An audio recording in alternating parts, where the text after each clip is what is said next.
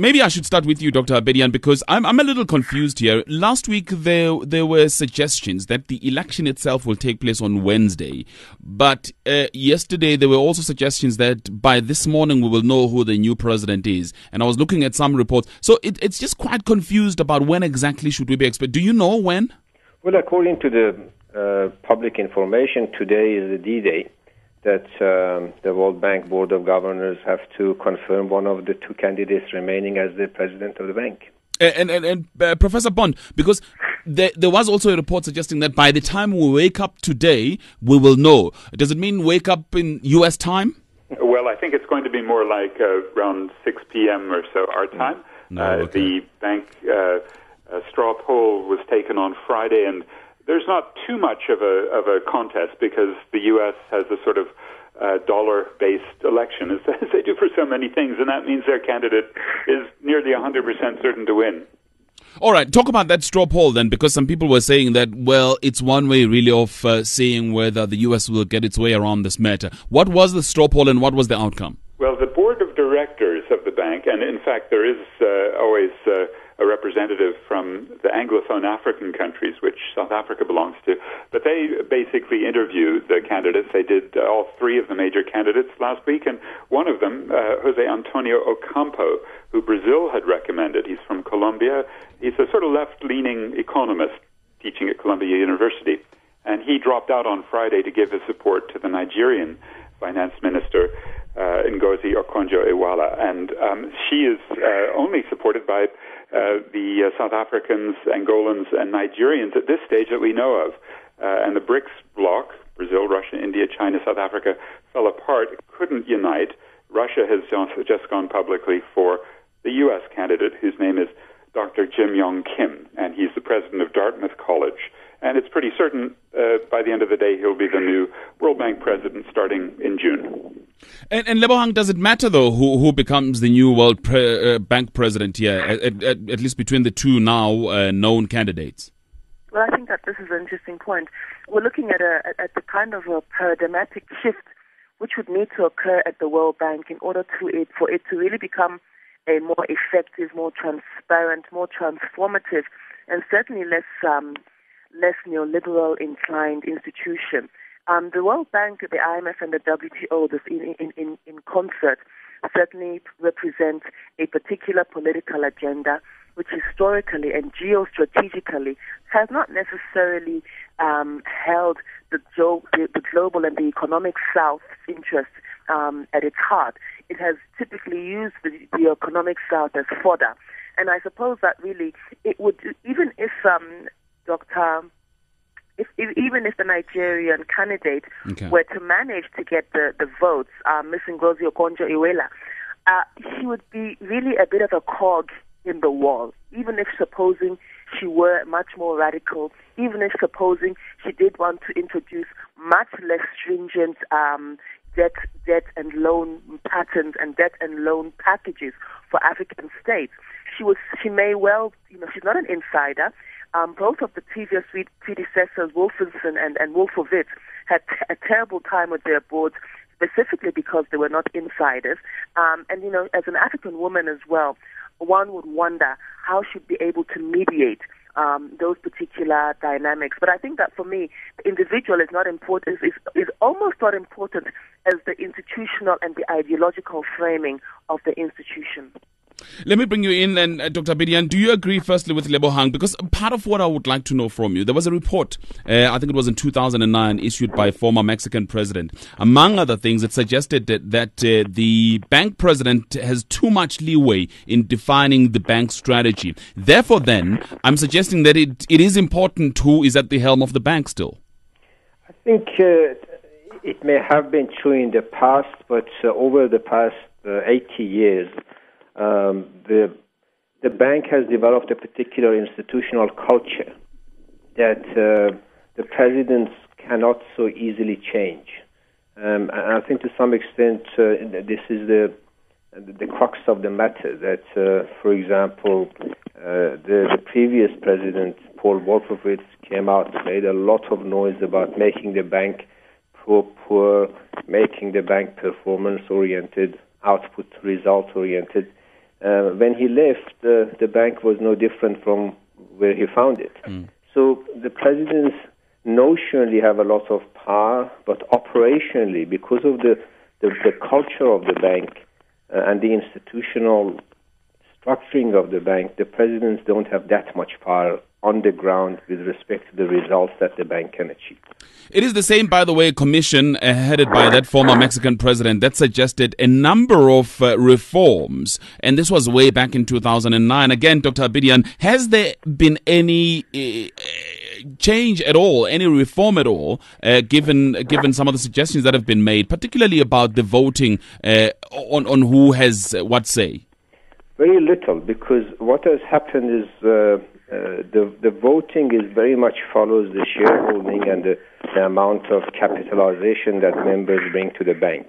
And this is where, back in 1945, when Americans were strong and cash flush, and they were underwriting the operations of the bank, they wielded a lot of power. And since then, the U.S. has remained the main financier of the organization, and as such, it carries the risk. Therefore, it demands a lot of say, and it has continued, despite all the talk over the past decade or so about reforming the IMF and the World Bank. Operationally, there's been very little reform that one can feel.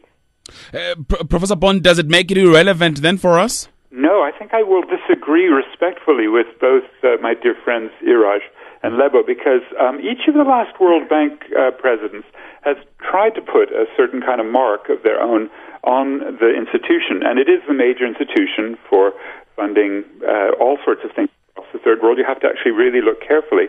The last book I did, Talk Left, Walk Right, looks at South Africa's role at the World Bank, and I argue that if you look at Zelek, right, the current president, he has a militaristic background and was a destructive financier at Goldman Sachs and was the U.S. rep at the World Trade Organization, where he destroyed that institution, and he's just really broken everything he's touched, and he particularly is breaking the climate, and he's calling the World Bank the Green Bank.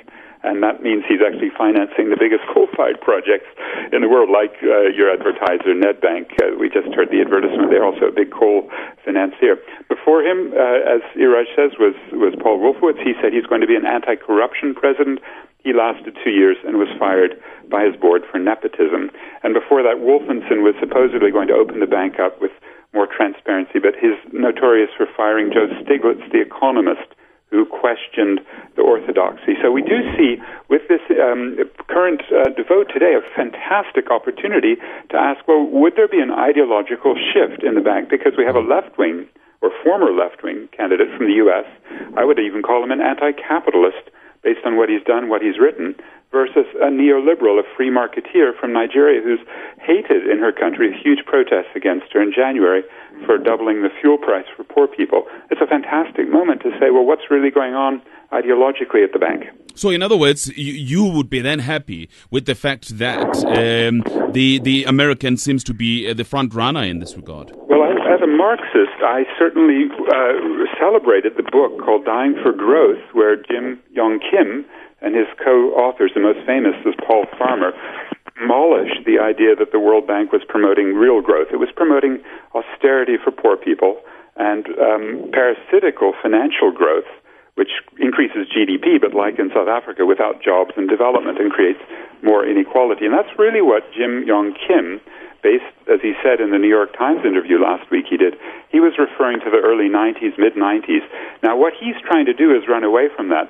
And also, Kalani, I would celebrate that he was able, I think, along with the Treatment Action Campaign, to demolish the foundations of modern capitalism, intellectual property rights, by getting AIDS medicines off patent. And that but here's the problem here, Professor Bond, and you know, I've had some commentators talk about this, that what you are saying is actually more wishful thinking than what he's going to do, because because he hasn't spoken publicly about what he's going to do. He's only spoken to shareholders. That's right. He's a weasel. He's running away from his background, and if any South African listening is getting free antiretroviral medicines, right, and there's over 1.5 million that are, they used to cost $15,000 a year 10 years ago, before Jim Yong Kim at the World Health Organization working with TAC, undermine the World Trade Organization's intellectual property system.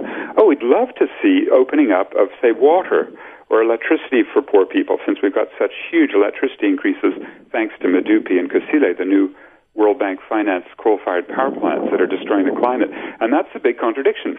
I think Jim Yong Kim will come in as a medical doctor, a Harvard-educated doctorate in anthropology, and totally U-turn on his prior commitments, the way Barack Obama did 3 years ago. Why do you say that? I mean, what gives you that impression? Well, look because again, the issue is he hasn't said anything publicly. Yeah, but look, you're right. He has just been completely silent and said only banal nothings, right? Little sort of nebulous comments. So we don't have. I've written a couple of big articles about what he's up to. One appearing tomorrow in the national press. And I think what we learn is the power relations are crucial, and if we don't have civil society doing very strong advocacy against the World Bank, it'll just be like Obama. And it took 30 months before Occupy, right, the big movement out of many of the U.S. cities emerged because they were fooled by him. And that's what I fear civil society and South Africans who are so grateful to Jim Kim for getting cheap AIDS medicines. They may actually give him a honeymoon, and that would be wrong. Dr. Bedian, let me bring you in on that one, because there was an article just questioning why this hurry, because we haven't heard from none of the candidates. We don't know what they represent. We can only assume based on their history, yet the reality is that perhaps in the future they may very well change. Absolutely. I mean, that's exactly where we're going by hearsay and by notional actions that has nothing to do with the capability of the respective candidates. What we should have put the requirements into public. They should have been subjected to a public interview process, and we should have heard them respond to different questions and challenges that different groups or stakeholders have, and then be able to assess whether one is more qualified than the other. This campaigning and lobbying that we hear is exactly what we don't need. And I see that and I don't know, never met Dr. Jim Yong Kim, based on what he has done, he's impressive, but equally the Nigerian Okonjo-Iweala is equally impressive in terms of what she's done. They appeal to different stakeholders, and therefore we can't judge them in absentia. We've got to choose the president of one of the most important institutions for developing countries on a basis of merit, on the basis of their ability to express themselves, share their visions, and go through a due process. That is the problem. Lebohang, somebody said yesterday, by virtue of the state of the Nigerian economy at the moment, the Nigerian candidate, Okonjo-Iweala, should already be disqualified. That's a very interesting point, and it's also an interesting point that Pat raises. We should, I suppose, not get overly excitable about the kind of template of what a more progressive candidate would look like. The fact that she's an African woman does not by any means mean that she is in any way more progressive, for example. And I think that's a point well made. And I think that also, it's exactly the sort of red herring that we bamboozled us regarding Barack Obama. Of course, a lot of people in the economic and the global South presume that a man of African extractions, or at least half African extractions, would at least be able to hold his own and project a far more progressive domestic and international relations policy. And we've seen that he clearly has never done so. Either it was never his intention, or again, he's become a cog in the machine. And I suspect it's a bit of both, personally. And I think that we should also be a bit more clear about and become much more proactive about the kind of candidacy we would like to see. We need to be having two conversations. One is about the use and the importance of the World Bank to the economic South, and perhaps exploring other institutions which would be able to do what that does for us. There's been many conversations in Latin America, in the ASEAN countries, and at some point in SADC about an alternative development bank using African funding, Asian funding, and Latin American funding, respectively, which would act as a countervailing force for the power of the World Bank. But the other conversation is then, since the World Bank is our reality at the moment, what kind of candidates do we want? We need to be a bit, I think the process, I think the previous speaker, Iraj, made an interesting point that I think we need to think about the kind of candidates that we want, and the process of the World Bank doesn't allow us to do so.